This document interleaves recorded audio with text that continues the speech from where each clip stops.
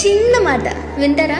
దేవుడు గతాన్ని గుర్తు చేస్తున్నాడు బైబిల్ ద్వారా. యెషయా గ్రంథము 44వ అధ్యాయము 2వ వచనం, నిన్ను సృష్టించి గర్భములో నిన్ను నిర్మించి నీకు సహాయము చేయువాడనైన యెహోవా ఇలాగూ సెలవిచ్చుచున్నాడు. తల్లి గర్భంలో నువ్వున్నప్పుడు అవయవ నిర్మాణం ఎలా జరిగిందో స్పష్టంగా రాయించిన గ్రంథం, బ్రతుకు గ్రంథం, మన మాన్యువల్ ఇది. సృష్టి రహస్యాలు అడుగుతావా? ఈజీగా చెప్తది. మానవ జీవిత రహస్యాలు అడుగుతావా? ఈజీగా చెప్తది. మరణానికి సంబంధించిన రహస్యాలు అడుగుతావా? ఈజీగా చెప్తది. ఈ లోకాలకు సంబంధించిన రహస్యాలు అడుగుతావా? ఈజీగా చెప్తది. బైబుల్ సమాధానం చెప్పలేని ప్రశ్న అంటూ ఉంటది. మళ్ళా చెప్తున్నాను, అంత జ్ఞానం రాయించి మానవాళి చేతుల్లో పెడితే దానికి మతమన్న ముద్ర వేసండి. అందులో ఉన్న జ్ఞానం నేర్చుకోకపోవడం వల్ల ఈరోజు మానవ జీవితాలు జ్ఞానానికి దూరంగా, చీకట్లో, జ్ఞానానికి దూరంగా, పాపంలో ఉండిపోయాయి. గర్భములో నిన్ను సృష్టించి నీకు సహాయము చేయువాడనైనా యెహోవా అంటే నీ గతాన్ని జ్ఞాపకం చేస్తున్నాడు. తల్లి గర్భంలో నువ్వు ఊరకనే తయారవ్వలేదు. నీకు గుండె రావాలి, మెదడు రావాలి, రక్త కణాలు రావాలి, రక్తం కావాలి, ఎముకలు కావాలి, ఊపిరితిత్తులు కావాలి, పేగులు కావాలి, జీర్ణ వ్యవస్థ రావాలి, కళ్ళు రావాలి, ముక్కు రావాలి, చెవు రావాలి, చేతులు రావాలి, వేళ్లు రావాలి, గోర్లు రావాలి, జుట్టు రావాలి, పళ్ళు రావాలి, నాలుగు రావాలి, పెదవులు రావాలి, చర్మం రావాలి, మాంసం రావాలి. ఎవరండి ఇవన్నీ చేస్తారు?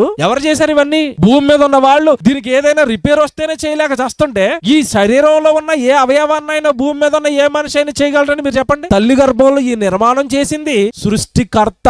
ఆయన నిర్మాణం చేసింది చదవడానికే వీళ్ళకి తలమునకలైపోతున్నారు. శరీరాన్ని